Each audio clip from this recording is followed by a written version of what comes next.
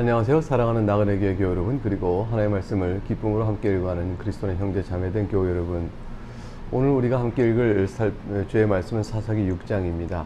이 6장부터 8장까지는 가나안 땅의 이제 중부 지역, 북부, 중부, 남부 이렇게 나눌 때 중부 지역의 사사인 기드온의 행적을 중심으로 기록하고 있는 내용을 봅니다.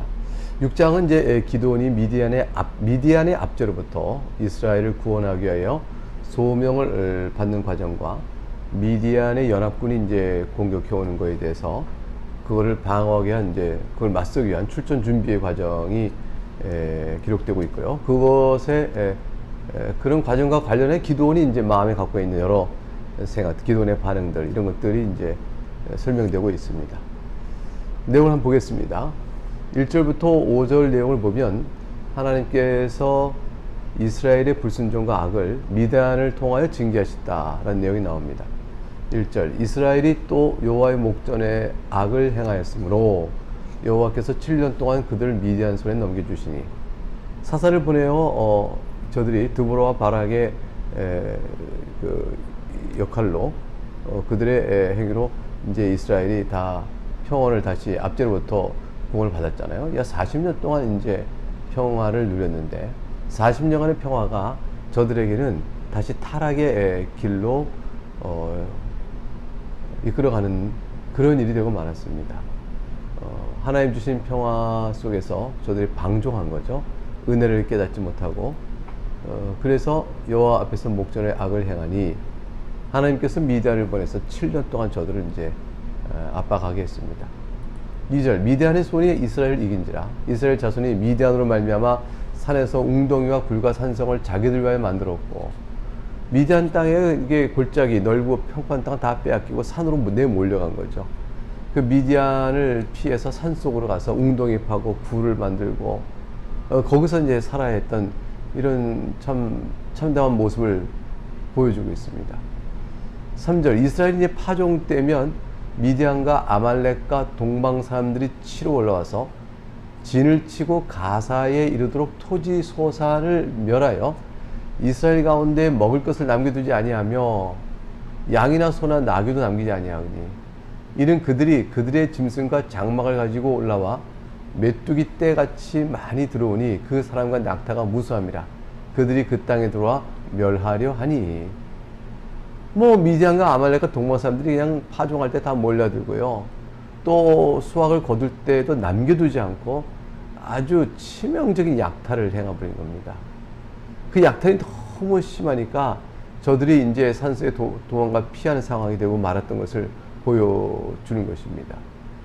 그때에 이르러서야 이스라엘이 하나님께 구원을 호소하죠. 처음에 40년 평안 가운데 미디안의 압제가 있을 때는 저들이 여전히 하나님 앞에 악을 행하여 받는 징계의 일인 줄을 미처 깨닫지 못한 채 저들이 울고 부르짖고 주 앞에 나가 구원을 호소하지 않고 그냥 그 고통 속에서도 죄악 가운데 있었던 겁니다. 이제 이렇게 약탈이 극심하게 이르러서 도저히 견딜 수 없는 막바지 이르러서야 그때서야 이들이 돌이켜서 하나님께 구원을 호소합니다. 아마도 그 전에는 아마도 우상에게 호소했겠죠. 처음에 괴로움 있을 때 하나님께 돌아와야 될 일을 모르고 자기들이 가나안 사람의 족속의 우상을 섬기고 했던 일처럼 그들과 통혼하고 그랬으므로 그 가운데 만연된 타락상 속에서 가나안 우상을 붙들고 기도했는지 모릅니다. 7년째 되는 때까지 밀려오면서 저들이 도저히 견딜 수 없게 되자 비로소 하나님을 찾고 울부짖게 된 거죠. 6절에 이스라엘이 미디안으로 말미암아 궁핍함이 심한지라 이에 이스라엘 자손이 여호와께 부르짖었더라. 7절 이스라엘 자손이 미디안으로 말미암아 여호와께 부르짖었으므로 그리고 8절에 하나님께서 그걸 들으시고요 선지자를 보내서 이스라엘의 악을 책망하십니다. 8절 여호와께서 이스라엘 자손에게 한 선지자를 보내시니 그가 그들에게 이르되 여호와께서 이같이 말씀하시기를 이스라엘 하나님 내가 너희를 애굽에서 인도하여 내며 너희를 그 종 되었던 집에서 나오게 하여 애굽 사람의 손과 너희를 학대하는 모든 자의 손에서 너희를 건져내고 그들을 너희 앞에서 쫓아내고 그 땅을 너희에게 주었으며 내가 또 너희에게 이르기를 나는 너희의 하나님 여호와이니 너희가 거주하는 아무리 사람의 땅의 신들을 두려워하지 말라 하였으나 너희가 내 몫을 듣지 아니하였느니라 하니라. 아니하느니라 하셨다 하니라. 이렇게 되어 있어요. 하나님께서 이스라엘 백성이 부르짖을 때 선지자를 보내서 저들의 악을 하나하나 짚어주셨습니다. 너희는 10절에 아모리 사람의 땅의 신을 두려워하지 말라. 내가 너희의 하나님이니 내가 널 지켜보여준다. 그래서 사실 너희가 지금 이 가나안 땅에 살고 있는 이것 자체가 내가 너희를 보호했던 증거 아니냐. 근데 너희가 내 목소리를 듣지 아니하였다. 이렇게 책망하시고, 책망으로만 끝나는 게 아니라 이제 다시 사사를 세우셔서 이스라엘 구원하시는 하나님의 말할 수 없는 긍휼을 베풀어 주십니다. 11절에 보니까 여호와의 사자가 아비에셀의 사람 요아스에게 속한 오브라에 이르러, 요아스는 이제 기드온의 아버지가 됩니다. 지금 이제 기드온 사사가 나오는 거죠. 상수의 나무 아래 앉으니라. 마침 요아스의 아들 기드온이 미디안 사람에게 알리지 아니하려 밀을 포도주터에서 타작하더니 여호와의 사자가 기드온에게 나타나 이르되 큰 용사여 여호와께서 너와 함께 계시도다 하며, 이제 기드온을 사사로 부르시는 장면 속에서 이게 정말 아이러니한 모습을 보여요. 기드온은 이제 미디안 사람들의 눈이 무서워서 이게 약탈당하지 않으려고, 빼앗기지 않으려고, 저항도 할 힘은 없고 그냥 이렇게 몰래 그들 숨어서 밀을 포도주 틀에서 타작합니다. 밀 타작한 것처럼 보이지 않으려고 하는 거겠죠. 이렇게 기드온의 이 모습은 기드온이 용맹한 사람이 아니라는 걸 보여주고요. 그리고 눈치를 보고 상황에 따라 피하는 연약한 자의 모습을 보여줍니다. 그런데 12절에 여호와의 사자가 기드온에게 이르기를 큰 용사라고 부릅니다. 이게 얼마나 아이러니해요. 하나님은 기드온을 큰 용사라고 부릅니다. 여호와의 사자를 통해서. 근데 사실 기드온은 큰 용사가 아니었습니다. 미디안성에 알리지 않고 숨어있는 사람이었어요. 자, 이런 아이러니 속에서 어떻게 기드온이 큰 용사일 수 있죠? 그 다음에 12절 마지막 끝에 여호와께서 너와 함께 계시다니, 여호와께서 함께 계심으로 그와 함께 역사하면 어떤 사람도 큰 용사가 될 수 있는 거죠. 기드온처럼 약한 사람, 용맹하지 못한 사람, 이런 사람일지라도 하나님이 함께 하시면 큰 용사가 될 수 있습니다. 여러분 모두가 우리가 다 하나님 함께 하시는 은혜를 입어서 주 말씀과 능력에 붙들려 주의 일을 하겠다 나서면 어떤 일이라도 큰 용사인 겁니다.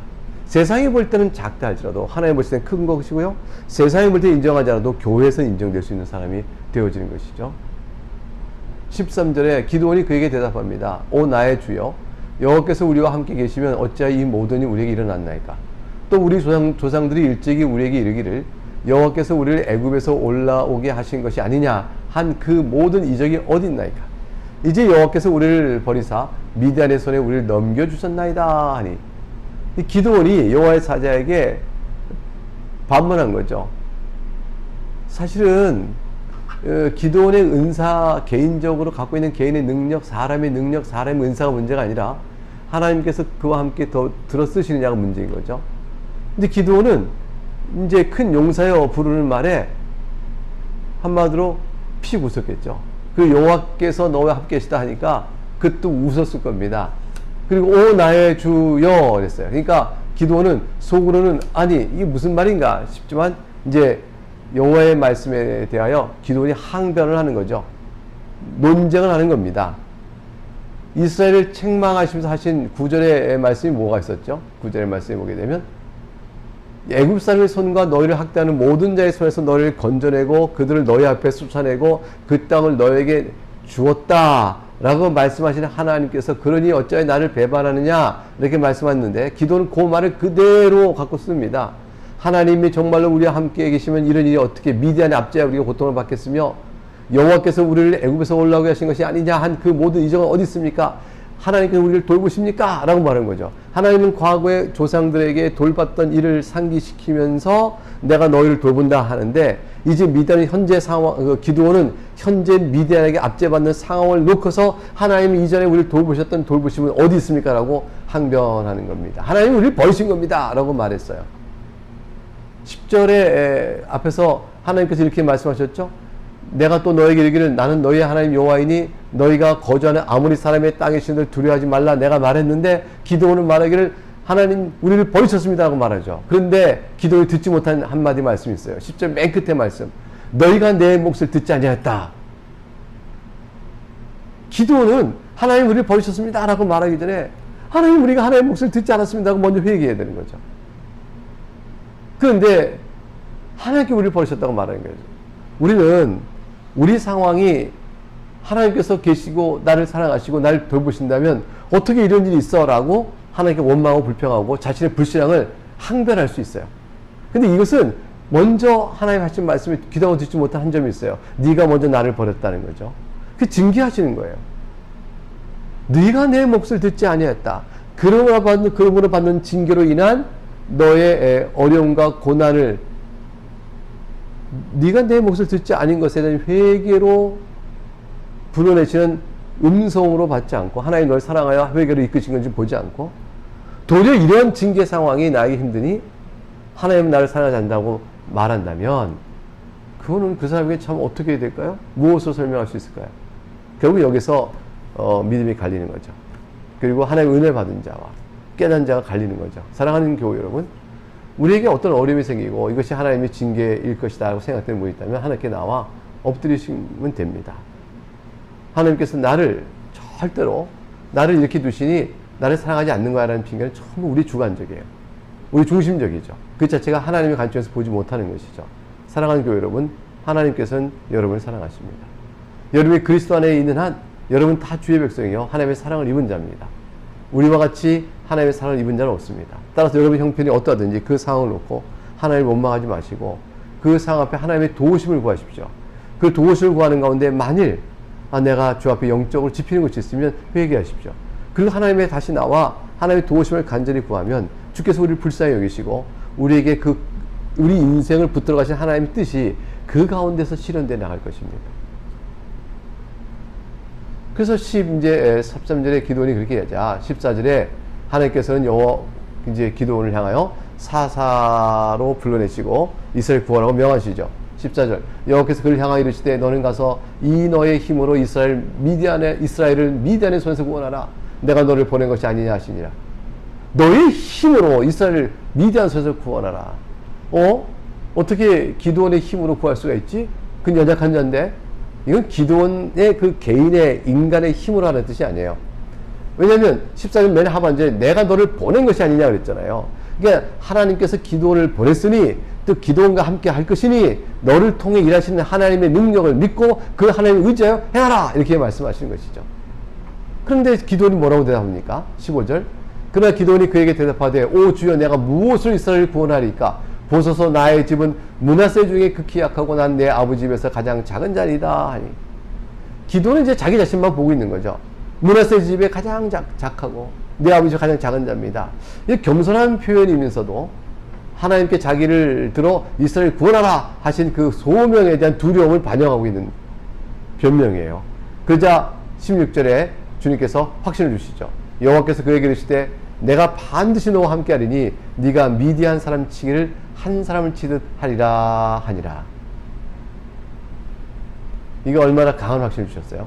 미디안 치기를 한 사람을 치듯이 할 거야. 자 이제 17절에 가니까 기드온이 그에게 대답하되 만일 내가 주께 은혜를 얻어 싸우면 그러니까 미디안이 아무리 많아도 고작 한 사람을 대상하는 것처럼 미디안의 수가 무서울 게 없겠다는 뜻이죠. 기드온이 그에게 대답하되 하나님께 이제 그렇게 말씀하시니까 하나님 얼마나 확신을 줬어요. 만일 이 말씀이 정말 주께서 내게 그 일을 약속하신 대로 이루실 것이라는 또 확증을 또 기드온은 그 표징을 보길 원합니다. 그래서 이제 예물을 먼저 연락하죠. 17절 만일 내가 주께 은혜를 얻어 싸우면 나와 말씀하시니가 주 되신 표징을 내게 보이소서. 내가 예물을 가지고 다시 주께로 와서 그것을 주 앞에 드릴까지 이곳을 떠나지 마시기를 원하나이다 하니 그가 이르되 내가 너 돌아올 때까지 머무리라 하니라. 하나님께서 이제 약속해 주셨어요. 그래서 기도는 이제 얼른 가서 염소 새끼 하나를 준비하고 19절이죠. 가루에 바로 무교병을 만들고 고기를 소쿠리에 담고 국을 양푼에 담아 상수나무 아래 여호와의 사자에게로 가지고 가서 드립니다. 20절 여호와의 하나님의 사자가 그에게 이르되 고기와 무교병을 가져다가 이 바위에 놓고 국을 부으라 하니 기도원이 그대로 했습니다. 그때에 하나님께서 약속하신 말씀 미디안을 네가 한 사람 치듯 할 것이다 라고 말씀하신 내용을 그대로 보여주는 확실히 갖도록 하는 표징을 보여주십니다. 21절에 여호와의 사자가 손에 잡은 지팡이 끝을 손에 지팡이 있었어요. 그것을 딱 끝을 내밉니다. 내미니까 고기와 무교병의 댐이 불이 바위에서 확 일어나서 고기와 무교병을 살라버렸습니다. 그러면서 여호와의 사자는 떠나서 보이지 않게 되었습니다. 흥미로운 것은 사람은 지팡이 끝을 딱 떼면 지팡이 끝에서 불이 쫙 나와서 고기와 무교병을 태울 걸 기대해요. 그런데 그걸 갖다 대니 바위에서 불이 났습니다. 여호와의 사자건 누군가건 그 사람이 하는 일이 불을 내고 있는 것이 아니고 불을 낼 수 없는 말씀하신 바위, 돌, 반석이 불을 내버립니다. 그러니까 하나님이 말씀하신 일을 돌 위에 그것을 올려라 할 때 돌에서 불이 나와 그걸 제사로 태워서 받으실 거라고 생각을 할 수 있겠어요? 근데 주님께서는 우리에게 행하라 하시고 어떤 일을 행할 때 주님께서 행하심으로 그 일을 이루어 가십니다. 그 사실을 여기서 이렇게 보여주는 하나의 이 기적이, 이 놀라운 사실이 하나의 이적된 사실로 표징을 보여주고 있는 거죠. 하나님의 일하심이 승리를 이룬다는 걸 보여줬어요. 22절. 그러자 기드온이 이 놀라운 일, 바위에서 불이 나서 그걸 탁 태우는 걸 보더니 하나님 하신 일인 줄 바로 안 거죠. 그래서 기드온이 그가 여호와의 사자인 줄 알고 이르되 슬프도소이다. 주 여호와여 내가 여호와의 사자를 대면하여 보았나이다 하니. 왜 슬프도소일까요? 그때 거룩하신 하나님을 뵈면 죄인된 자는 죽는다라는 사실을 이 기드온도 생각하고 있었기 때문이죠. 그때 하나님께서 위로해 주십니다. 그에게 이르시되 너는 안심하라 두려워하지 말라 죽지 아니하리라 하시니라. 그래서 그 말씀 듣고 너무 큰 위로를 받은 기드온이 24절에 여호와를 위하여 거기서 제단을 쌓습니다. 그리고 그 제단을 여호와 샬롬이라고 말합니다. 샬롬이라는 것은 평강이죠. 여호와 평강, 평강을 주시는 하나님이시다. 여호와의 평강이 우리와 함께 하신다. 이런 뜻으로 자신의 죽을 두려움에서 살리신 하나님, 그걸 찬송하면서 제단을 쌓습니다. 24절 끝에 그것이 오늘까지 아비에셀 사람이 속한 오브라에 있더라 되어 있어요. 여러분 그 지도를 하나 보시면요, 사사들 활동 지역 지도가 나오죠. 여러분 기드온이 어느 쪽인지 보이시겠어요? 지중해라고 써 있는 그 바로 밑에 중간점에 바다 끝에 기드온, 서쪽 므낫세죠. 므낫세 지파에 속한 기드온입니다. 그가 거기서 중부 지역의 여기서 활동을 한 내용을 우리가 봅니다. 자, 그래서 25절 하나님께서 기드온을 이제 사사로 세우시고 주신 명령 첫 번째 내용이 우상을 파괴하라는 것이었어요. 25절. 그날 밤에 여호와께서 기드온에게 이르시되 네 아버지에 있는 수소 곧 7년 된 둘째 수소를 끌어오고 네 아버지에게 있는 바알의 제단을 헐며 그 곁에 아세라상을 짓고, 아버지가 미디안 그 가나안 족속과 통혼하고 또 뭡니까 이렇게 그들 문화를 받아들인 이스라엘 백성의 전체적인 영적 타락에서 예외적인 사람이 아니었어요. 기드온의 아버지 또한 바알을 섬기던 사람이었고요, 아세라상을 섬기던 사람이었어요. 자기 집에 그걸 뒀어요. 그러니까 그걸 찍어버리라고 그러셨어요. 26절. 또 이 산성 꼭대기에 네 하나님 여호와를 위하여 규례대로 한 제단을 쌓고 그 둘째 수를 잡아 네가 찍은 아세라 나무로 번제를 드릴지나 하시니라. 기드온이 이제 우상 파괴를 해야 되는 겁니다. 근데 기드온 마음이 두렵죠. 왜냐하면 우상을 파괴하면 사람들의 대중적인 거부감과 분노가 일어날 거거든요. 아니 바알상을 찍다니 아세상을 찍다니 저주가 있으면 어쩔 것이냐 하고 막 들이닥칠 거 생각하니까 사람 눈이 무서운 거죠. 그래서 27절에 기드온이 종 10사람을 데리고 여호와께서 그에게 말씀하신 대로 행하되 그의 아버지의 가문과 그 성읍 사람들 두려움으로 이를 감히 낮에 행하지 못하고 밤에 행하니라. 그런데 밤에 행했지만 아침에 보니까 난리가 났죠. 그래서 그 성읍 사람들 28절에 아침 일찍 일어나 본즉 바알의 제단이, 요아스 집에 있는 바알의 제단이 다 읍하게 되었습니다. 그 곁에 아세가 찍혔고 새로 쌓은 제단이 둘째 수가 드렸는데 여호와께 드린 제사인 줄 알았어요. 사람들이 물어보죠. 수군수군 됩니다. 29절. 아니 이게 어찌 된 것인가? 이것이 누구의 소행인가? 하고 그들이 캐어 물은 후에 이르되 요아스의 아들 기드온이 이를 행할 거다 하니 반응이 과연 예상대로 기드온이 무서워했던 대로 두려워했던 대로 30절 성읍 사람들 요아스에게 이르되 네 아들을 끌어내라. 그는 당연히 죽을지니 이는 바알의 제단을 파괴하고 그 곁에 아세라를 찍었습니다 하니 31절 요아스가 자기를 둘러서 모든 자에게 이르되 너희가 바알을 위하여 다투느냐? 너희가 바알을 구원하겠느냐? 그를 위하여 다투는 자는 아침까지 죽임을 당하리라. 바알이 과연 신일진데 그의 제단을 파괴하신즉 그가 자신을 위해 다툴 것이냐 아니라. 요아스가 바알과 아세라 신을 섬겼던 자 전혀 아닌 것처럼 완전히 기드온 편에 서서 여호와 편에 서서 기드온을 보호해 나갑니다. 그러니까 이 밤사이에 기드온의 간증을 듣고 기드온이 행한 일을 듣고 요아스가 하나님 편으로 돌아온 회개 역사가 있었던 것이죠. 그래서 요아스가 이렇게 말한 겁니다. 과연 바알은 자기 신전을 파괴했다면 그가 살아있는 신이면 자기 신전을 위해서 자기 신전을 파괴한 자를 치지 않겠느냐. 근데 너희가 바알을 구하겠느냐? 너희가 바알을 위해 다투겠느냐? 만약 바알을 위해 다투는 자는 내가 본데 여호와 앞에 대적되어지니 그 아침이 되기 전에 죽게 될 것이다 라고까지 선언했습니다. 요아스의 전적인 변화였죠. 그리고 32절에 그날에 기도를 여룻바알이라 부르게 됐습니다. 이는 그가 바알의 제단을 파괴했으므로 바알이 그와 더불어 다툴 것이라 이렇게 해서 여룻바알이라는 별명을 얻게 됩니다. 명예로운 별명이죠. 바알을 치고 바알이 다툴 것이라 명예로운 별명을 얻게 됐습니다. 이제 끝으로 33절과 40절에 보게 되어지면 미디안 연합군이 침공하여 기드온이 군사를 소집하고 승리 보장을 위해 하나님께 이적을 구하는 내용이 나옵니다. 그럼 지도를 한번 보시면요.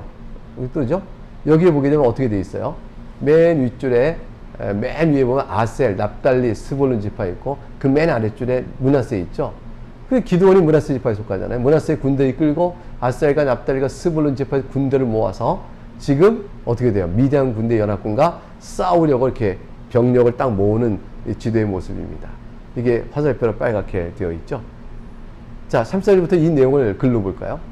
그때에 미디안과 아말렉과 동방사람들이 다 함께 모여 요단강을 건너와서 이스라엘 골짜기에 진을 치니라. 자, 어디 있나요? 여러분, 그림의 맨 오른쪽에 맨 아래에 보면 미디안 군대 있죠? 거기서부터 파란 화살표가 쭉 가서 요단강을 건너서 모래산에 딱 모였습니다. 그리고 거기 이스라엘입니다. 거기 진을 친 거죠. 34절 여호와의 영이 기드온에게 임하시니 기드온이 나팔을 뿌 부매 아비에셀이 그의 뒤를 따라 부름을 받으니라. 기드온이 또 사자들 보내며 온 므낫세에 두루 보내매 므낫세 사람들도 모여서 그를 따르고 또 사자들 아셀과 납달리와 스볼론에 보내매 그물도 올라와서 그를 영접하더라. 자, 이런 상황이 돼서 드디어 이스라엘과 무기또 그쪽에서 미디안 연합군과 전투가 벌어질 겁니다. 근데 이때에 기드온은 승리의 확신을 위해서 양털 표적 2차를 구하죠. 36절 기드온이 하나님께 여쭈되 주께서 이미 말씀하신 같이 내 손 이스라엘을 구원하시려거든 이미 구원의 약속을 받았는데 이렇게 얘기해요. 보소서 내가 양털 한 뭉치를 타작마당에 두리니 만일 이슬이 양털에만 있고 주변 땅이 마르면 주께서 이미 말씀하신 같이 내 손으로 이스라엘을 구원하실 내가 알겠나이다 하였더라. 양털에만 물이 있고 땅은 마르게 하기 없어서 38절 그대로 되었습니다. 이튿날 기드온이 일찍 와서 양털을 가져다가 양털에서 이슬짜리 물이 한 그릇 나왔습니다. 그러면 만족스러워야 될 거 아니에요? 근데 기드온이 또 얘기해요. 39절 또 하나님께 여쭈되 주여 너에게 노하지 마옵소서 내가 이번만 말하리다. 매우 겸손하게 하나님께 또 시험하여 묻습니다. 노하지 마옵소서 구하옵나니 얘가 이번만 말이죠. 이번만 양털로 시험하게 하옵소서 원하건대 양털만 마르고 주변 땅은 다 이슬이 있게 하옵소서 하였더라. 이게 제 아까보다 더 어렵죠. 주변 땅은 마르고 양털에 있게 하는 것은 습기를 머물게 하면 되는데 양털은 마르고 주변 땅 전체가 마르게 됐다. 이거는 땅이 습기를 흡수해 버리니까 쉬운 것은 아닙니다. 그러나 하나님께서는 능히 하실 수 있죠. 넉넉히 그것을 그대로 행하셔서 40절 보니까 그러자 곧 양털만 마르고 주변 땅에 다 이슬이 있었더라. 하나님께서는 자비로우시고 또 간구하는 연약한 기도원의 기도 들으심으로 확신을 더해 주셨습니다. 하나님의 능력으로 사용될 수 있는 이적을 이제 두 번이나 자기로 간구해 본 기드온은 용맹 있는 사사로 미드안과의 싸움 속에 승리를 거둬가는 주의 일꾼으로 나가게 되어집니다. 사랑하는 교회 여러분, 주 예수 그리스도의 말씀의 능력과 기도를 드시 하나님을 바라보면서 여러분의 삶이 하나님 앞에 살아가는 신앙의 모습에 귀한 용사로 잘 설 수 있기를 주의 이름으로 축복합니다. 감사합니다.